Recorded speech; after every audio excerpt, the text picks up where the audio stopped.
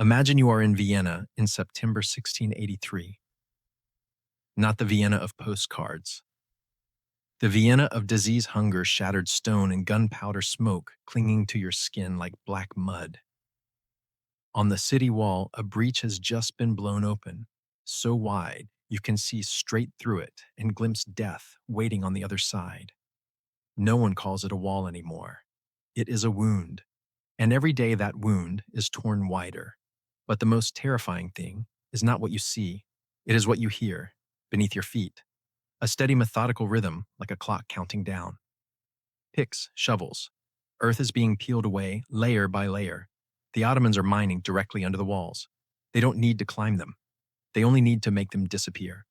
And when you listen to that sound long enough, you begin to understand a brutal truth. The artillery is just the surface.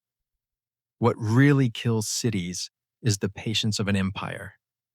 Inside the city, everything that once made Vienna a city is dying first. Food disappears. Clean water disappears. Faith disappears. And here's the detail that makes your skin crawl. The church bells have been silent for weeks, not because there are no priests, not because the churches have collapsed, but because ringing bells would mean admitting you still have hope, still have order, still have the strength to pray out loud. Vienna does not want the besiegers to hear its heartbeat, so the bells stay silent.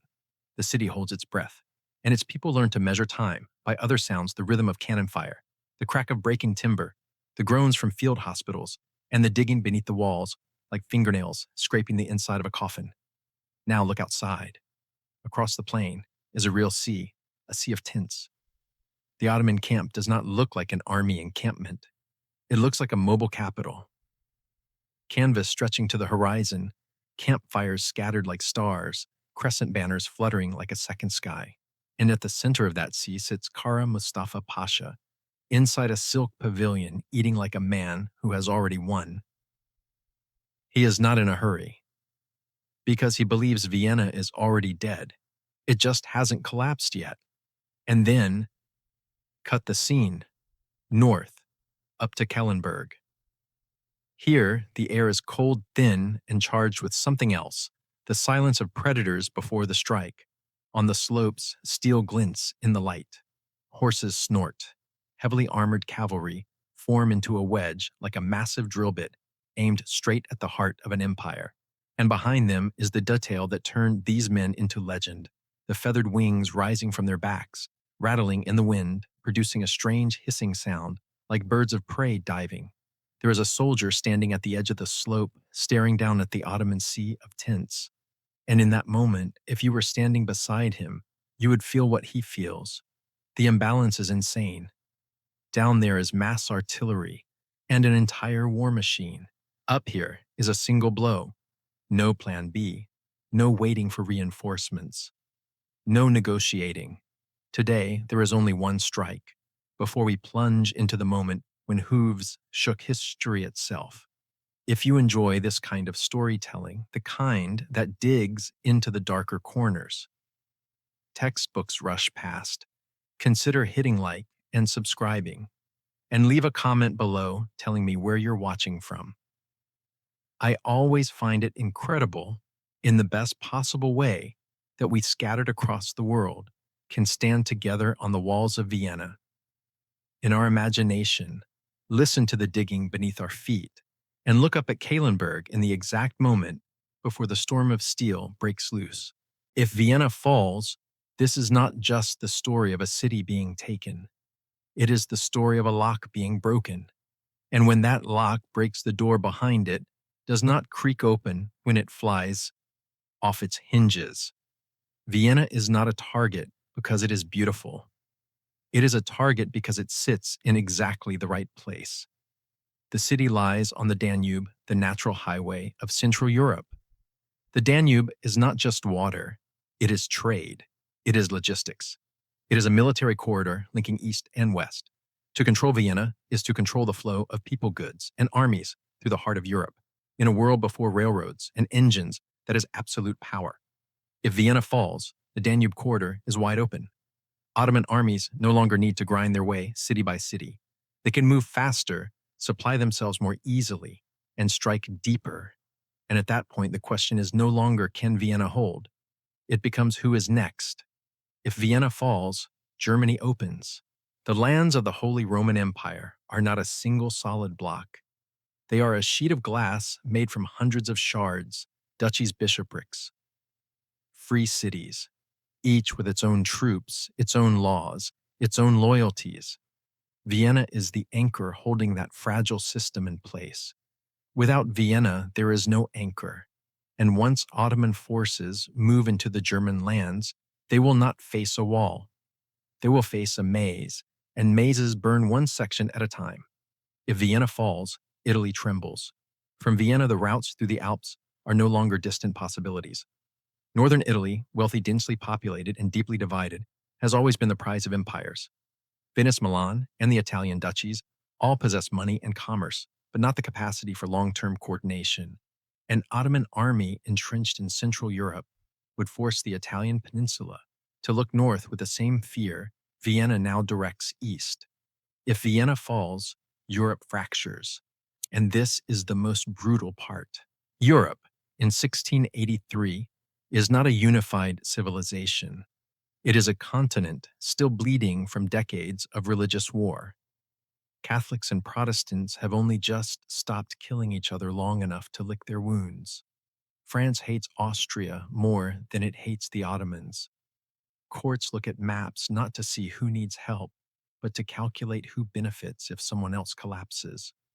Vienna is the final test of a divided Europe, not a test of military strength, a test of will, and that will is cracking. The Habsburg emperor has already left the city, not out of cowardice, but realism. If Vienna falls, the court must survive to negotiate to reconstitute power elsewhere. That decision sends a lethal signal. Even the man at the top does not believe the city can be held. Allies see that and begin to calculate. France watches from a distance, cold and patient, like a card player waiting for an opponent to draw the wrong hand.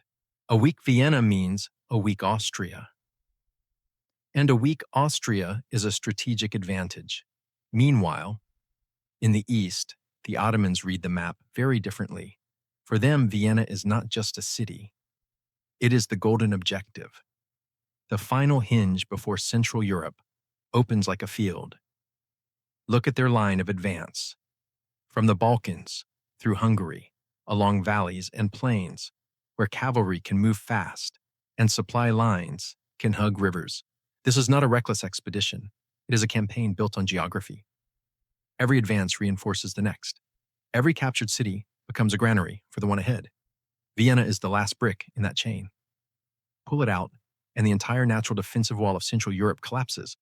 Kara Mustafa understands this perfectly. This is why he is patient. This is why he does not hurl his army at the walls in a frenzy of bloodshed. He does not want a costly victory that weakens his force. He wants Vienna intact, but did so it can be used as a platform.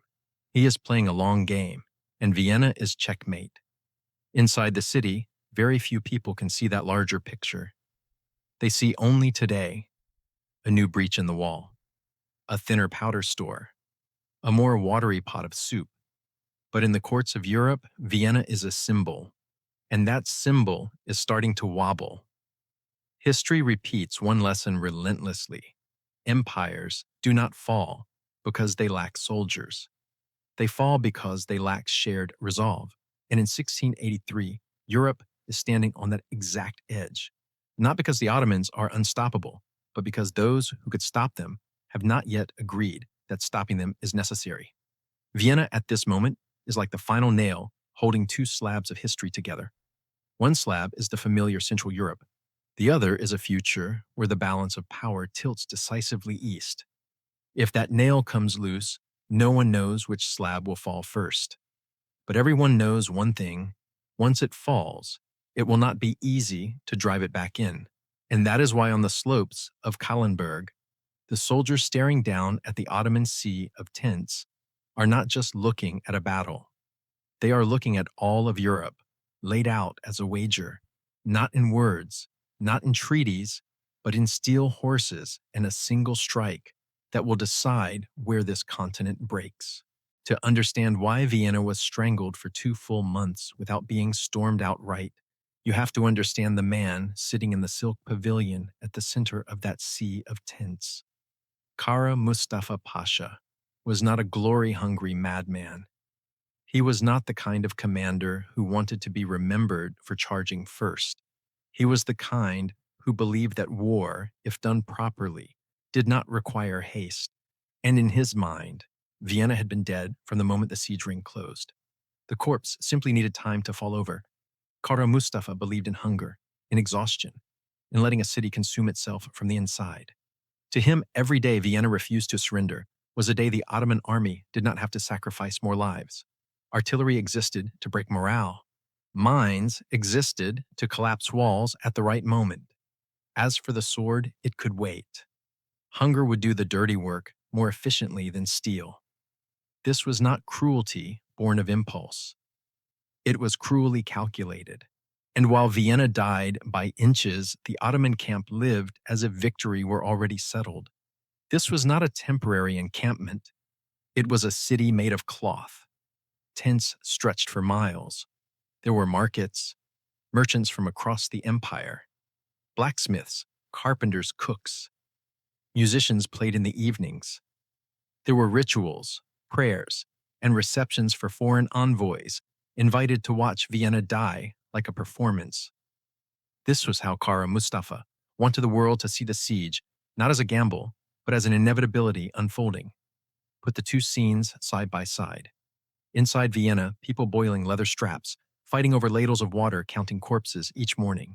Outside in the Ottoman camp, meat roasting over fires, music drifting through the night lamplight, reflecting off silk and metal. This was not just a contrast in living conditions. It was a contrast in psychology. Kara Mustafa wanted his soldiers to believe they were standing on the winning side of history. That time was not the enemy. Time was the ally. And to a point, he was right. Every passing day made Vienna weaker, walls thinner, defenders fewer, hope scarcer. If you looked at maps and numbers, at Ottoman supply depots versus Vienna's empty stores, every calculation favored Kara Mustafa. This is why his subordinate officers, the ones who could taste glory, began to grow restless. They pushed for a general assault. They pointed at the breaches in the walls. They spoke of honor, of swift victory, of finishing the job before the weather turned. They argued that Vienna was already on its knees, that one more shove would bring the gates down. And Kara Mustafa shook his head. He rejected them not out of fear, but out of confidence. To him, a frontal assault was wasteful. Every soldier killed on the walls was a soldier unavailable for the next campaign, because Vienna was not the final destination. It was a launch pad. Kara Mustafa had not come to burn a city and go home. He had come to open the door to Central Europe. And to do that, he needed an army still intact. This was the logic of a man who viewed war as a sequence, not a single moment. And it was this same logic that planted the seeds of his failure. Because while Kara Mustafa kept his eyes on the walls, he did not look far enough toward the horizon. He believed Europe was too divided to respond in time, that courts would continue arguing, that no one would be reckless enough to drag a large army over mountains just to save a city already half dead. In his mind, the idea of a relief force was not dangerous. It was unrealistic. This is where arrogance crept in, not as drunken overconfidence, but as excessive certainty. Kara Mustafa correctly judged Ottoman strength. What he underestimated was harder to measure the fear of those who knew that if Vienna fell, they would be next. In the Ottoman camp, reports of European forces gathering arrived slowly and vaguely, and when the first whispers came, they caused no panic. They were minimized. A small army, a loose coalition. Too late. Kara Mustafa believed that even if an army did appear, it would not dare attack a massive besieging force. It would observe, wait, negotiate, the way Europe usually did. Vienna, meanwhile, had no luxury of waiting. Every day Starhemberg had to choose what to abandon: a section of wall, a neighborhood, a group of people too weak to fight. These decisions were not made in silk tents with roasted meat and music. They were made underground in darkness amid the smell of disease and death. That contrast was something Kara Mustafa never truly felt, not because he was cruel, but because he was too far removed from the real cost of time. Siege warfare is a battle of nerves. The winner is not always the one with more guns. It is the one who knows when time stops being an ally and starts becoming the enemy. Kara Mustafa believed time would always work for him. And for many weeks, he had reason to believe that. But history follows a pattern. When a commander becomes convinced that victory is inevitable, he begins to ignore anything that does not fit that story. Kara Mustafa ignored the small signs, vague reports from the north, strange movements along mountain roads, rumors of a Polish king marching faster than logic allowed. In the Ottoman camp, these were dismissed as noise not worth disrupting a siege that appeared to be proceeding exactly as planned. And that is the most dangerous moment in war. Not when you underestimate your enemy, but when you believe you have already won before the decisive battle has begun. Kara Mustafa built his entire campaign on a single assumption: Vienna would die before anyone could arrive. If that assumption was correct, he was a genius. If it was wrong, the entire Ottoman machine, designed to slowly crush a city, would face something it was never built to handle: a sudden blow, arriving at the exact wrong moment, from above, delivered by men with nothing left to lose. And while Kara Mustafa continued to trust in time, time elsewhere was running. While Kara Mustafa believed time was working in his favor inside Vienna, time no longer flowed. It bit, it gnawed, it eroded the city, hour by hour, meter by meter of wall, body by body. This was not 60 days on a calendar. These were 60 days measured in hunger, in gunpowder, and in how many men were still strong enough to stand on the walls each morning. The man keeping the city from collapsing outright was Ernst Rüdiger von Starhemberg. He was not a rousing speaker. He did not stand before his troops promising victory. Starhemberg was the kind of commander who turned despair into procedure. Every day had a list. Every section of the wall had someone responsible for it. Every cannon had a fixed allotment of shot. And every soldier understood one brutally simple truth: no one was coming to save them today. They had to buy the city one more day of life with discipline. But discipline does not mend stone. Ottoman artillery did not fire to kill individuals. It fired to break the rhythm. Day and night, the explosions never stopped. A heavy shot slammed into walls, built for an age before gunpowder. Stone cracked, timber splintered, fine dust coated everything. And when the guns fell silent, that was not relief. That was when fear moved from the ears to the soles of the feet, because underground the Ottomans were digging. Engineering warfare is the least glamorous part of history and the deadliest. Tunnels were driven beneath the walls, shored up with timber. When finished, gunpowder was packed in fuses, lit, and an entire section of defense vanished in an instant. Starhemberg knew this, so Vienna dug back, countermining. Soldiers and civilians worked in darkness, ears pressed to the earth, trying to locate the sound of approaching picks. Sometimes they found the Ottoman tunnels. Sometimes they didn't. And when they did, it wasn't a grand battle. It was two groups of men in cramped spaces using knives, shovels, and bare hands, killing each other in the dark, with nowhere to retreat. Every explosion meant another section of the wall was lost. Every section lost had to be filled with human bodies. And the supply of bodies shrank. First regular soldiers, then the militia, then anyone who could still stand. No one asked who you were anymore, only whether you could still hold a shovel or a musket. Food vanished faster than the walls fell. Bread stores emptied first, then meat. Horses were slaughtered. Dogs disappeared. Rats became food. People boiled leather straps, old shoes, anything that might soften in water. And water was the cruelest shortage of all. Wells ran dry. Sources were contaminated. People drank foul water and paid for it with dysentery. Fever spread through damp cellars, where wounds would not dry, and flies clustered around corpses not yet buried.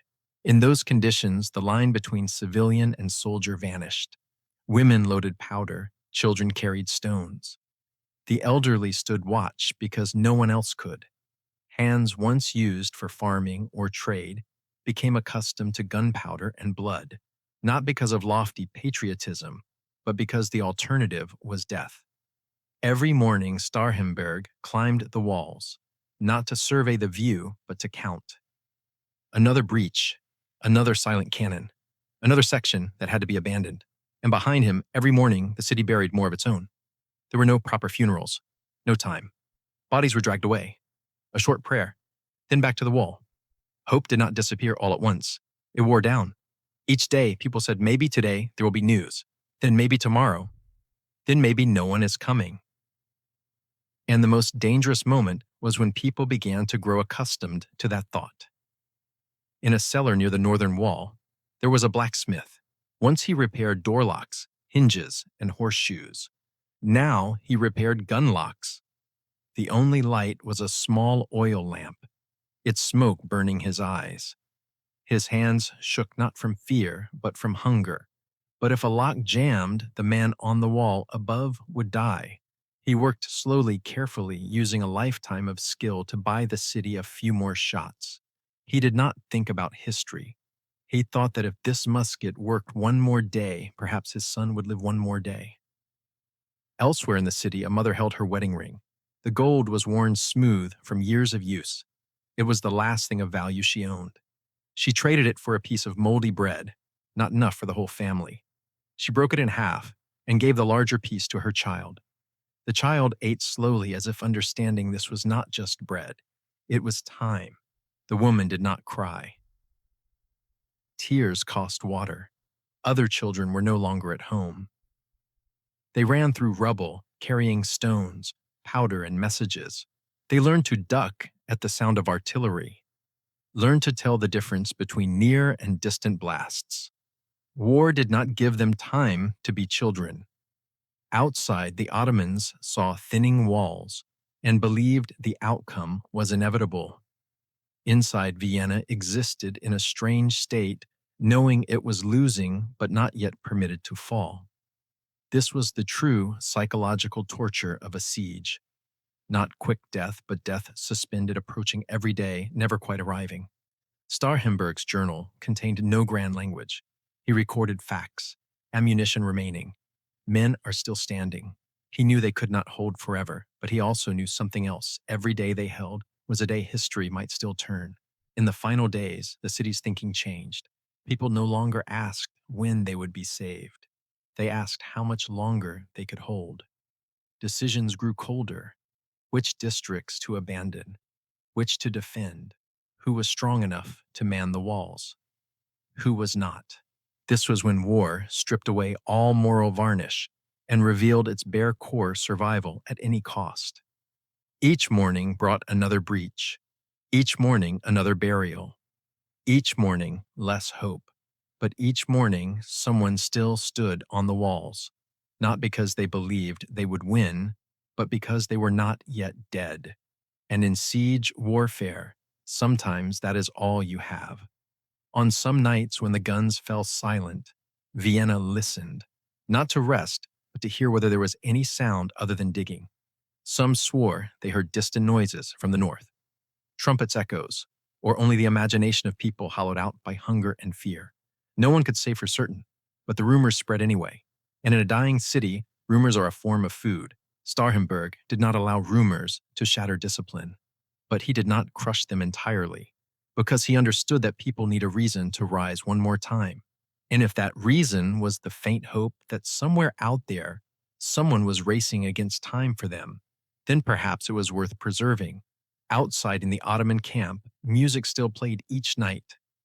Campfires still burned. That contrast killed Vienna more slowly than artillery.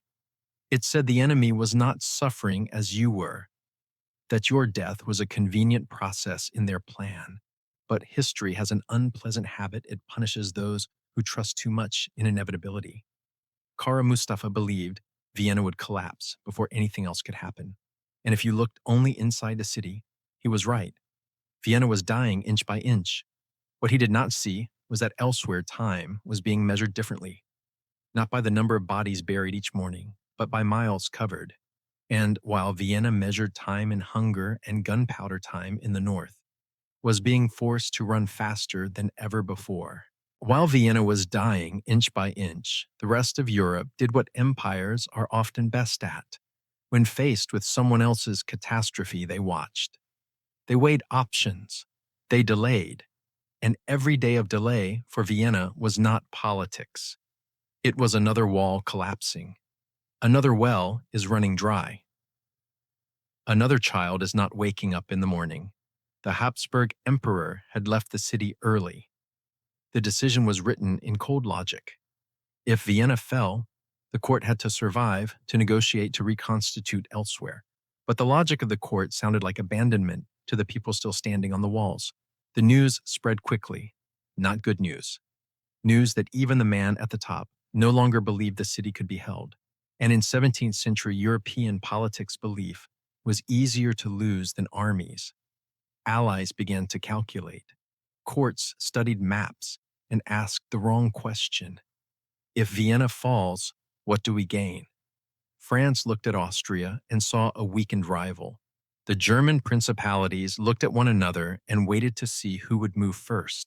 Catholics and Protestants, who had only recently stopped killing each other, still did not trust each other enough to die together.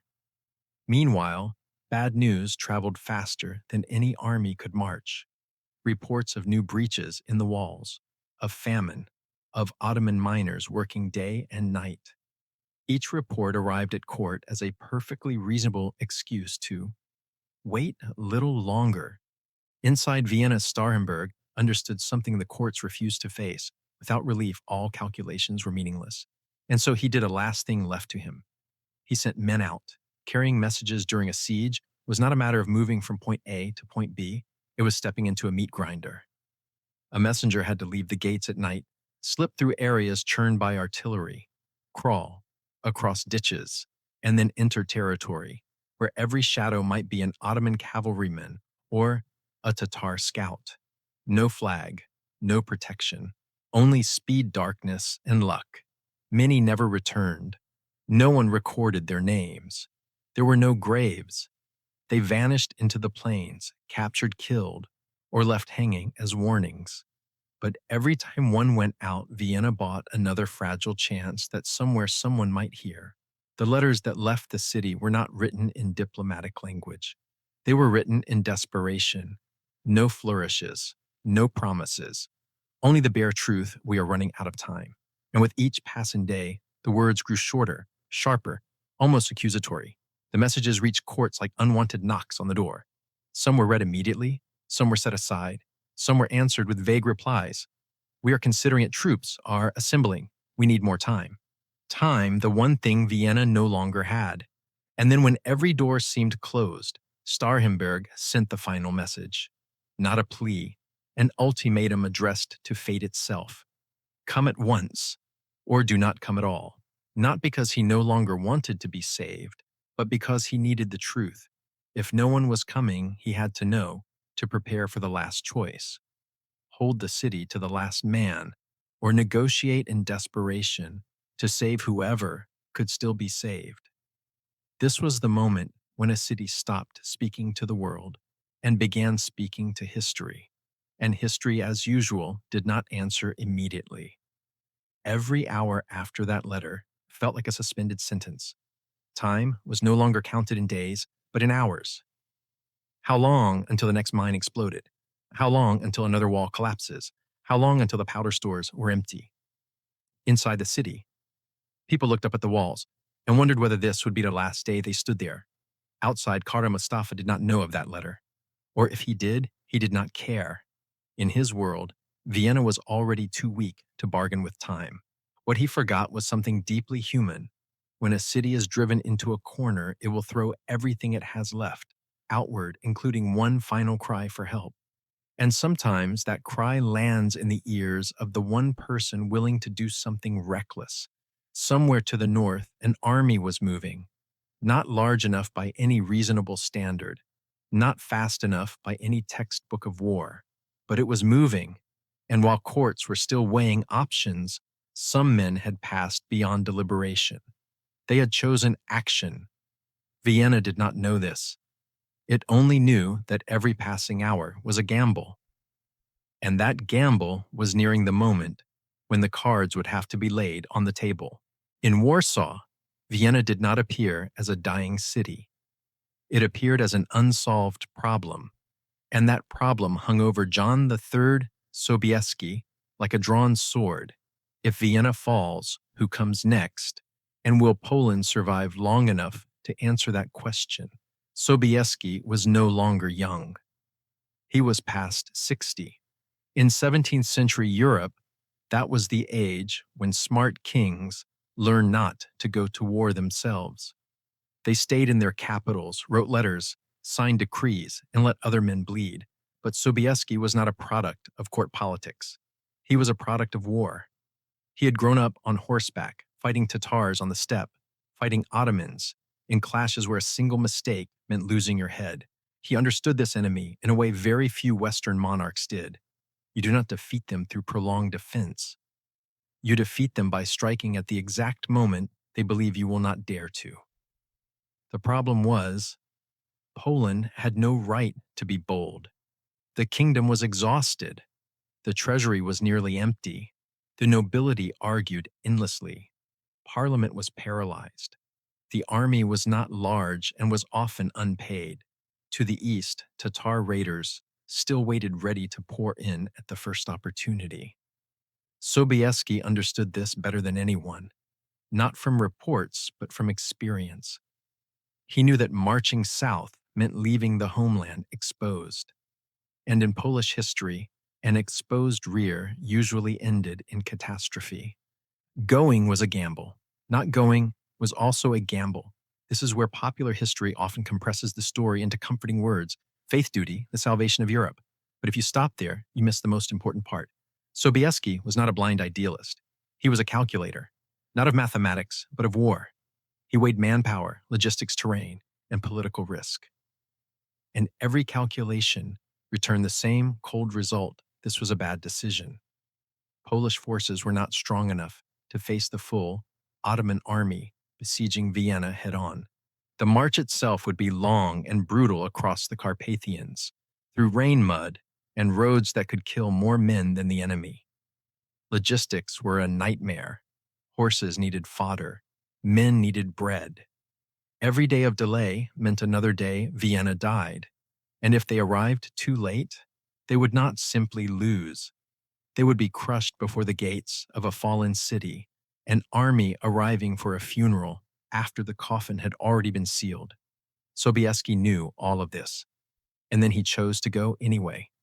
Not because he was certain he was right, but because he understood what would happen if he did nothing. This is a very modern historian's moment. Not a moment of grand speeches, but a moment when someone understands that there are days in history that lie beyond safe calculations. Days when choosing the least risky option can quietly lead to a far greater disaster. Sobieski did not ask Europe for permission. He did not wait for financial guarantees. He did not wait for a perfect alliance. He sent a simple message: "Hold on, I am coming."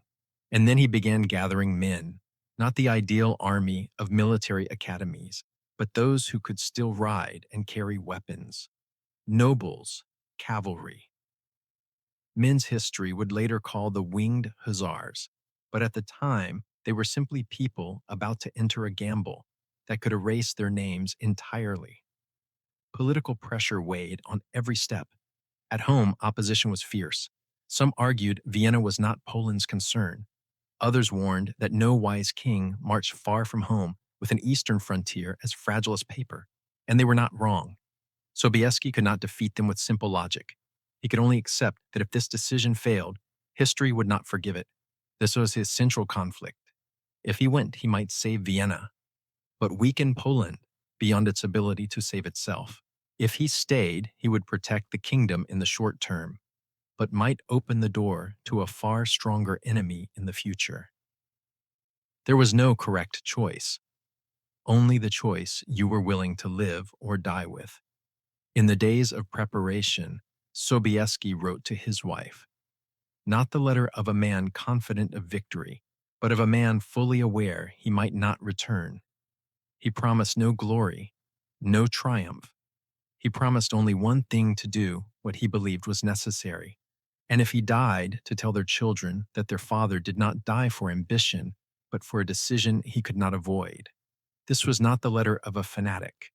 It was the letter of someone who understood that history does not care about your sense of safety.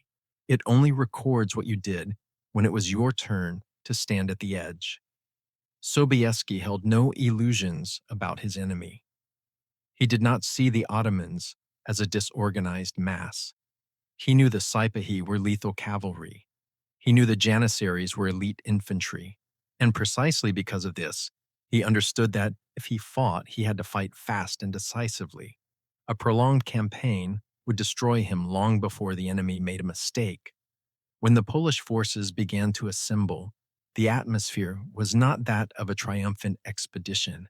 It felt like a quiet march by men who understood they might be walking into the final chapter of their lives.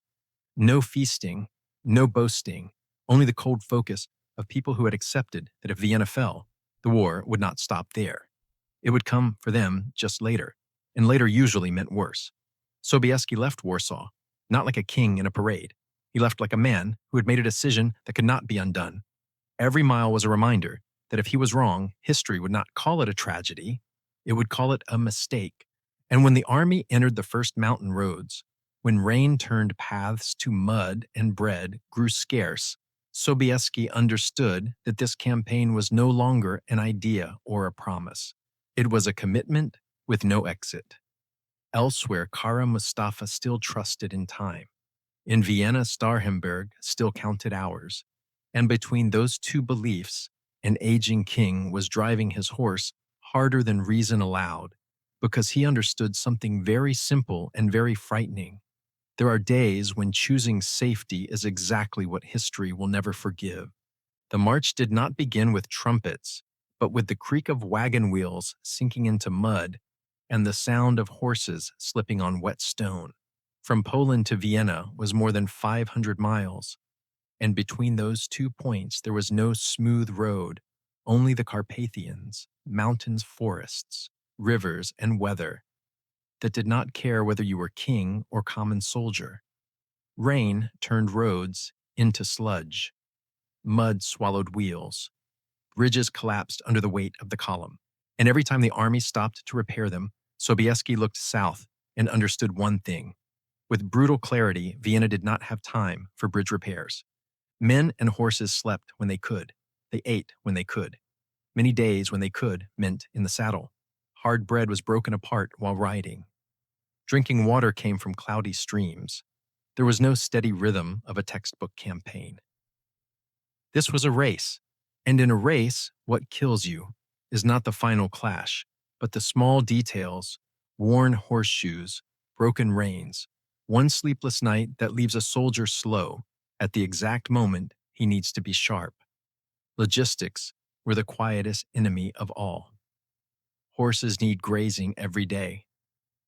No grass meant no cavalry. Horseshoes had to be replaced constantly on rocky mountain ground. Blacksmiths rode with the army, working until exhaustion. Scouts were sent ahead and along the flanks, not only to find routes, but to avoid Tatar ambushes that could tear apart an already exhausted column. Sobieski knew this well. One small fight on the march could delay them just long enough for Vienna to die before they arrived. And then there was the human factor. Not everyone believed in this march. Some rode out of duty, some out of honor, some because they had no other choice. Those men had to be kept together, had to believe there was a reason for this insane pace. Sobieski did not give long speeches. He rode along the ranks, spoke little, and watched carefully. Sometimes the presence of the commander was explanation enough. When the army crossed the worst of the mountains and entered Habsburg lands, they did not arrive as close friends. They arrived as a necessary force.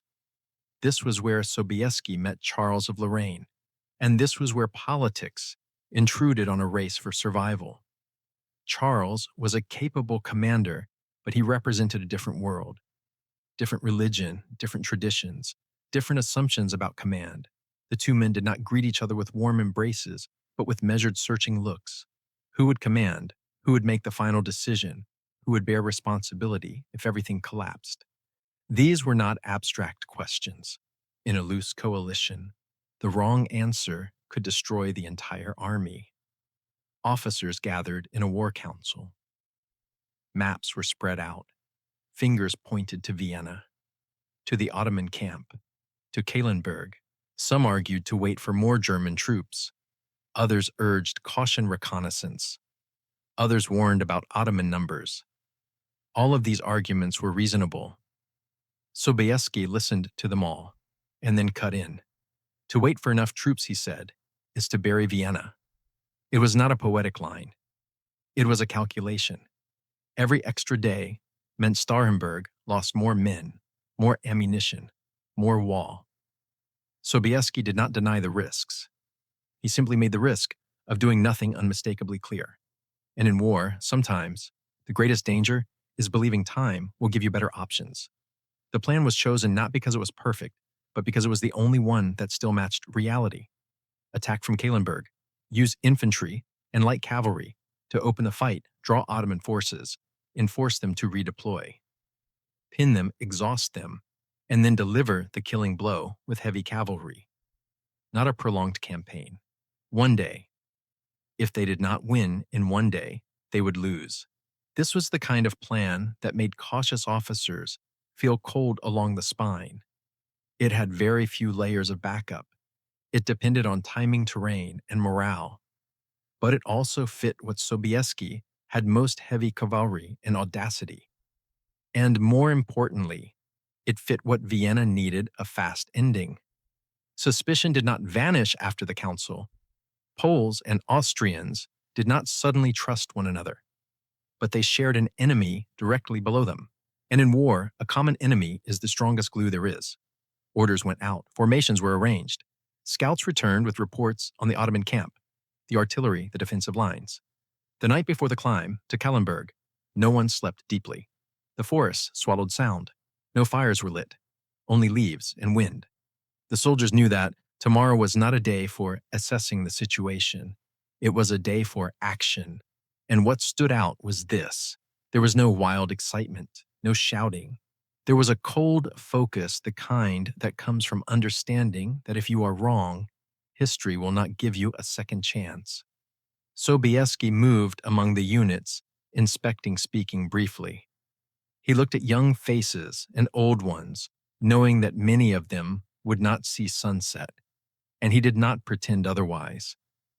That honesty, strangely enough, created trust, because nothing is more dangerous than a commander who sells you illusions.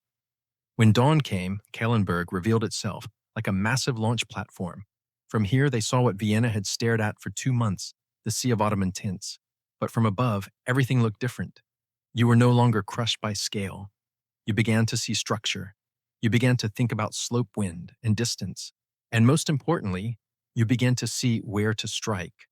The army had marched 500 miles to stand here. Every step through rain, mud, hunger, and suspicion led to this moment. No one believed victory was guaranteed, but they believed this was the only chance. And in history, the only chance usually arrives in its harshest form. Below them, Kara Mustafa still believed Vienna was dying on schedule.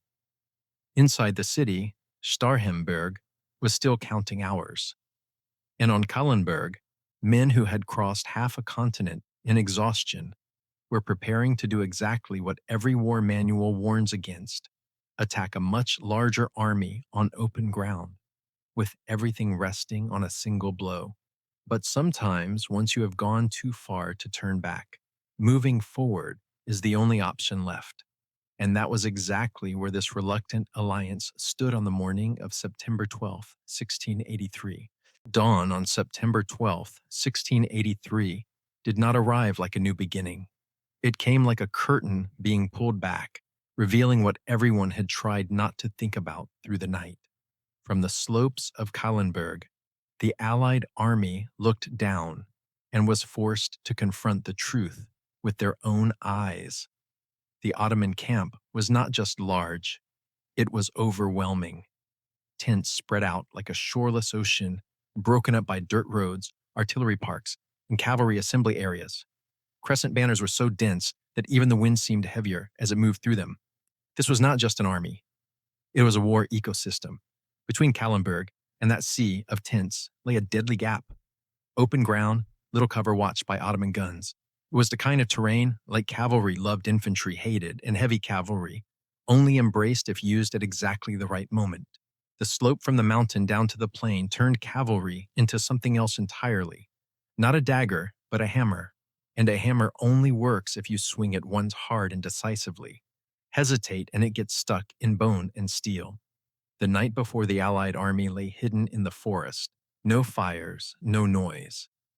The trees swallowed sound. Horses were tied apart to avoid accidental contact. Soldiers slept in their armor or pretended to. The silence stretched so long you could hear the breathing of the man beside you. It was the kind of silence battlefields create before everything explodes the calm before the storm.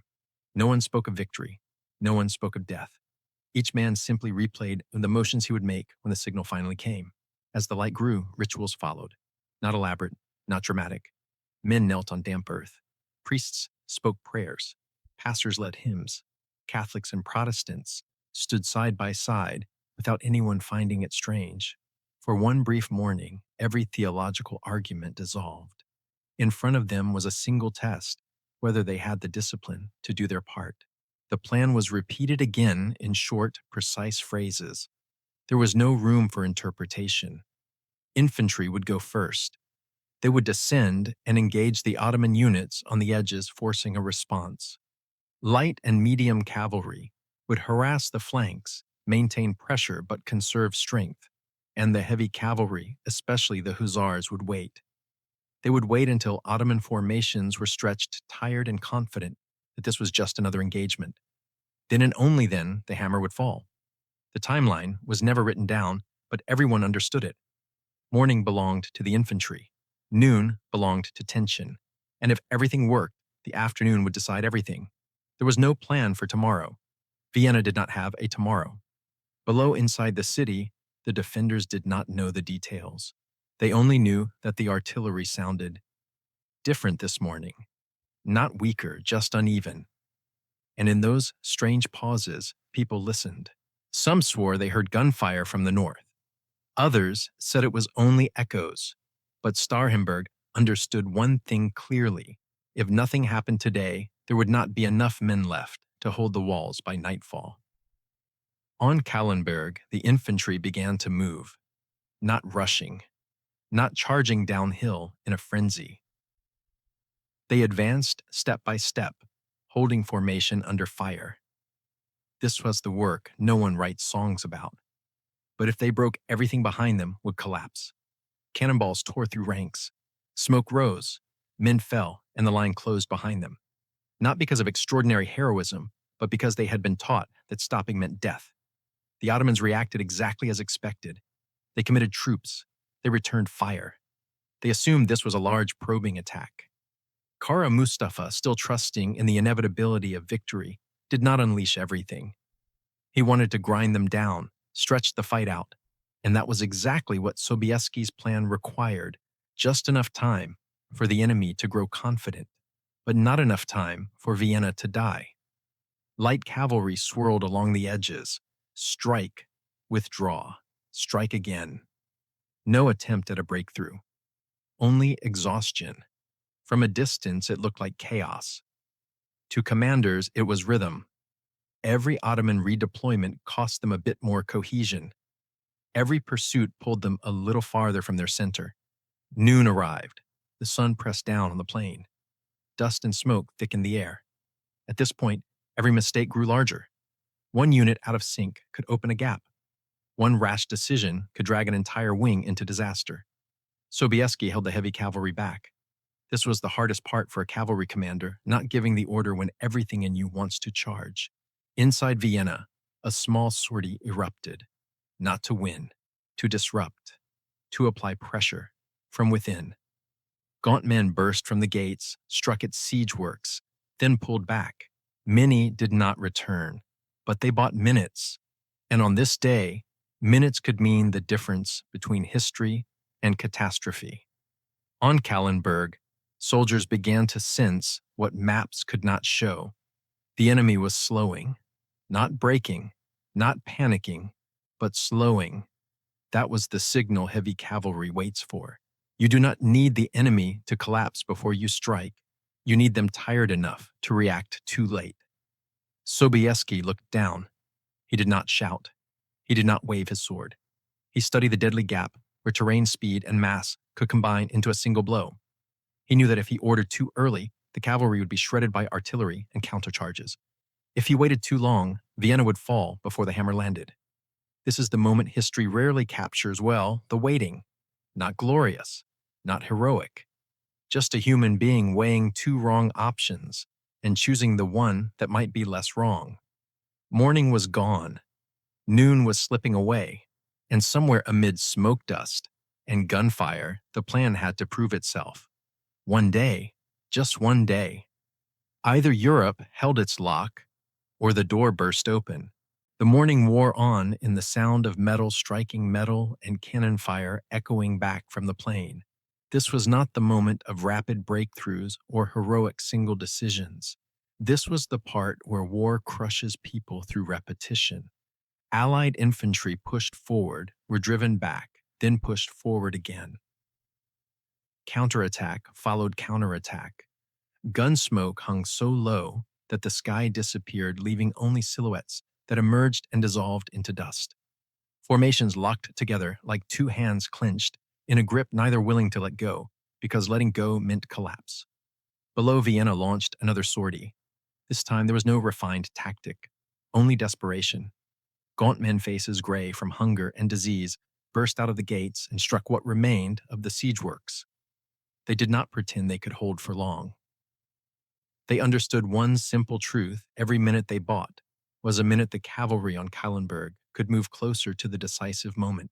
Many did not return, but Vienna was not dead by noon, and that was enough. From the center of the camp, Kara Mustafa watched the battlefield with the confidence of a man accustomed to winning through patience. He saw the Allied infantry pinned down. He saw the irritating but inconclusive flanking attacks. He saw Vienna twitch one last time, like a wounded animal. In his mind, this was a dirty, costly day, but not a decisive one. He believed that when the sun set, Vienna would be weaker, the Allies more exhausted, and tomorrow would continue along the same trajectory. Kara Mustafa had won too many campaigns by letting time do the work of the sword, and he failed to recognize the rare moment when time began to favor the enemy instead. By early afternoon, the rhythm of the battlefield shifted, not through a dramatic collapse, but through smaller, more dangerous signs. Ottoman units began reacting a beat slower. Formations stretched. Orders took longer to travel. Not panic, but no longer sharp. This was the point where many battles paused for reassessment. Sobieski had no such luxury.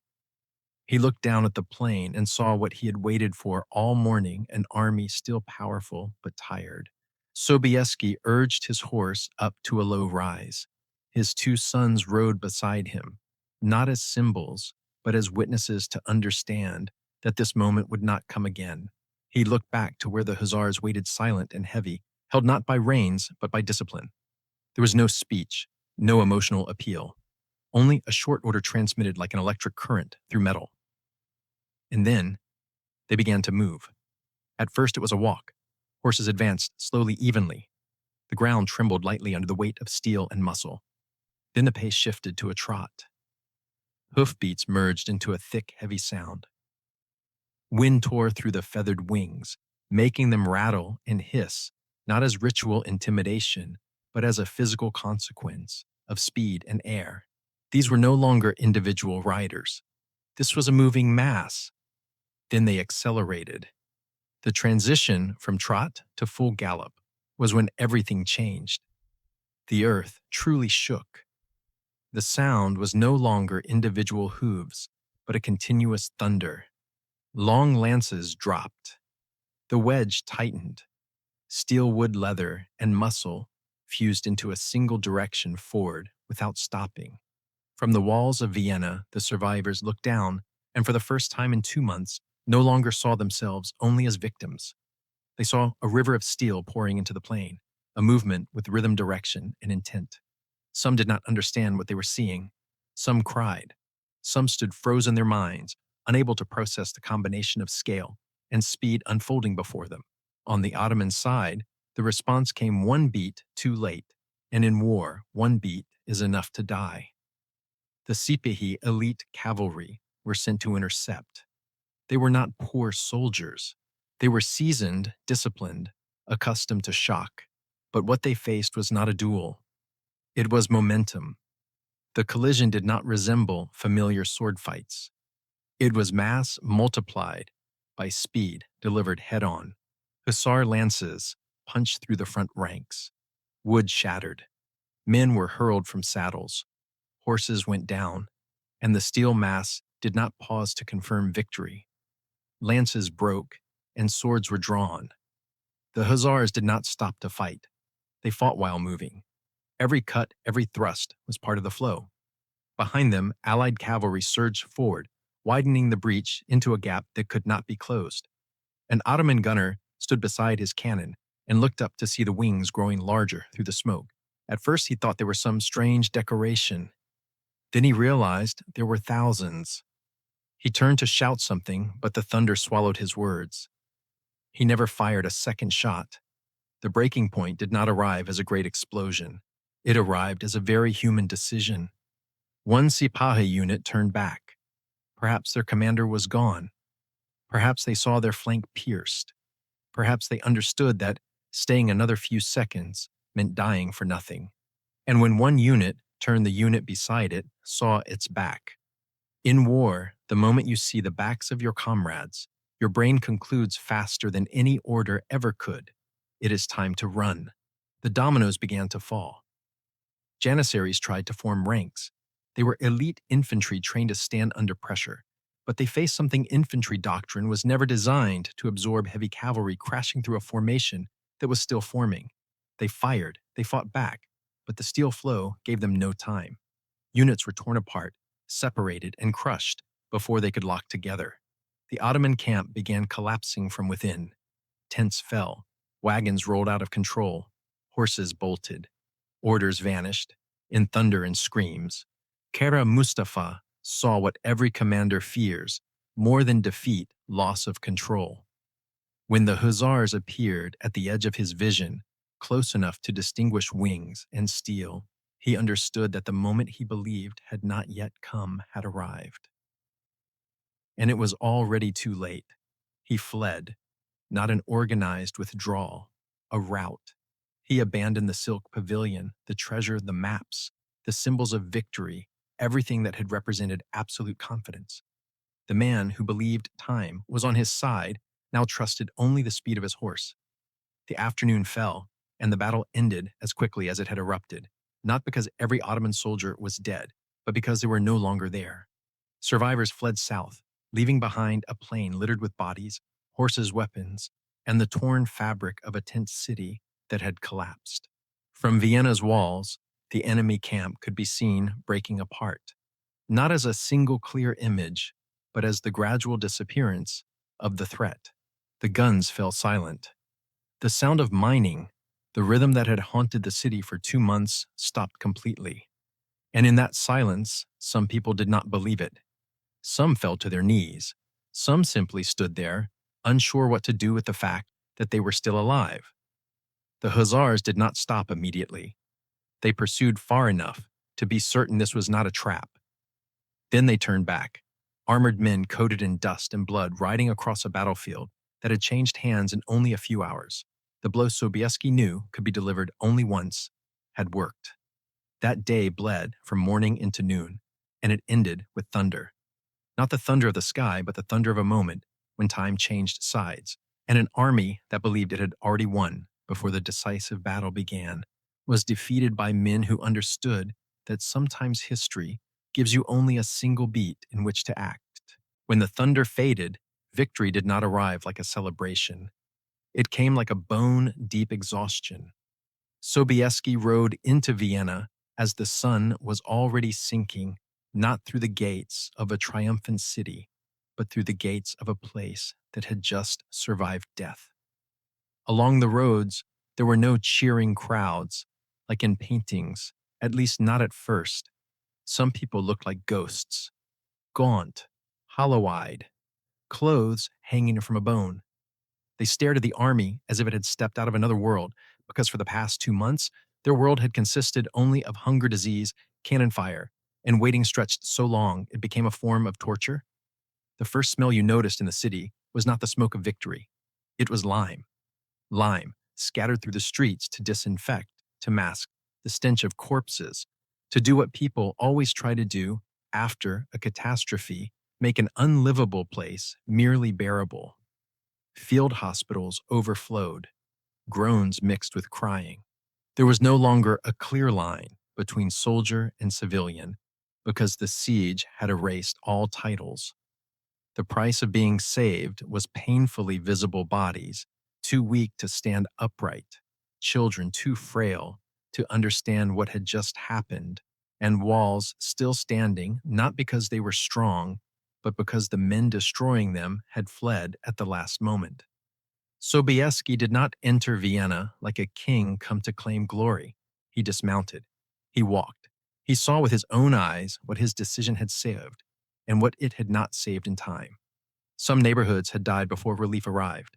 Some people lived long enough to see Allied banners on the hills only to die just before the battle ended. That is the kind of tragedy that victory cannot refund. Inside the church, there was no great celebration, only a moment of silence and a declaration spoken by someone who understood that claiming all the credit is a form of self-destruction through arrogance.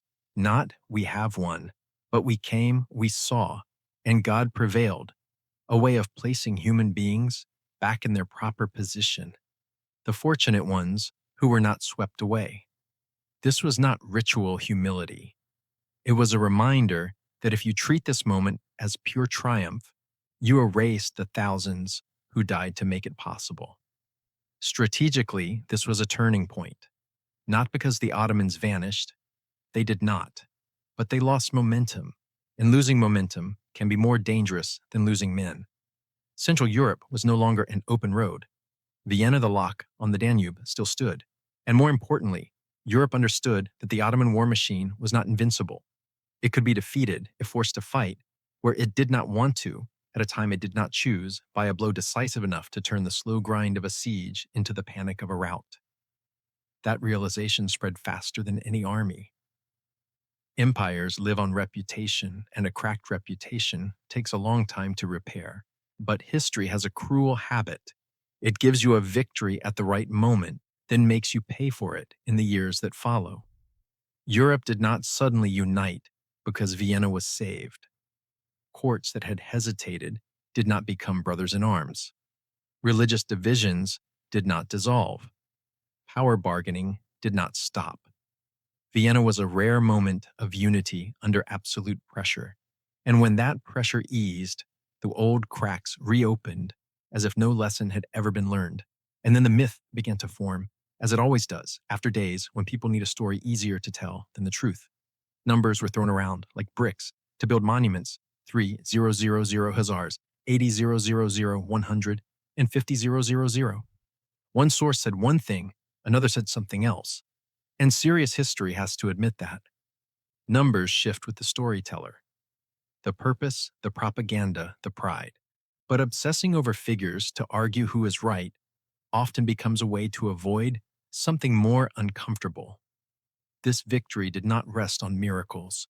It rested on physics and psychology, timing, terrain, and a blow delivered at the exact moment the enemy believed this was not yet the decisive day. That is the hard core of the victory, no matter how thick the later layers of myth become. But modern historians does not end with myth because myth numbs. Vienna was saved, but it was not healed overnight. Famine did not disappear in a single night. Disease did not stop because a battle was won. People continued to die after the victory of infected wounds, of bad water, of exhaustion of bodies, starved beyond the ability to recover. Families were still missing members. Homes were still ruins.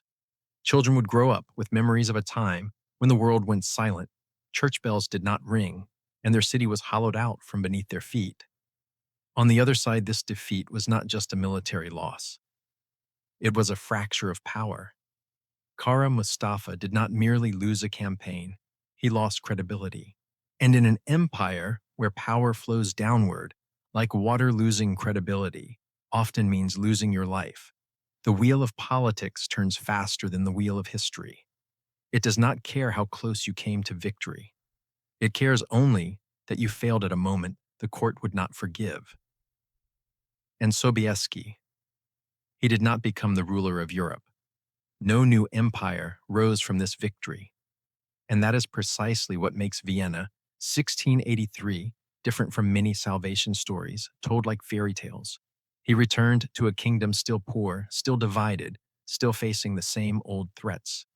Victory did not solve every problem. It only prevented a larger one from devouring everything, at least for that moment. If you see Vienna only as the greatest cavalry charge in history, you reduce it to a spectacular scene to replay. In reality, it is an uncomfortable lesson about how systems hesitate until the last possible second, about how a city can be abandoned while courts bargain, and about how history is sometimes saved not by perfect plans, but by tired, hungry, doubtful people who move forward because they understand that if they stop, there is nothing left to negotiate. The thunder on the slopes of Kallenberg was not just the sound of hooves. It was the sound of a timeline splitting, not toward paradise, just toward a different path, still full of wars, still full of mistakes, still full of power struggles, but one that did not end at the gates of Vienna in the autumn of 1683. And that is why that thunder still echoes in history, not because it was beautiful, but because it reminds us of a truth people prefer to forget. Sometimes an entire continent is saved not by nobility, but by a single moment when the enemy's fear runs faster than their orders, and someone is bold enough to seize that moment.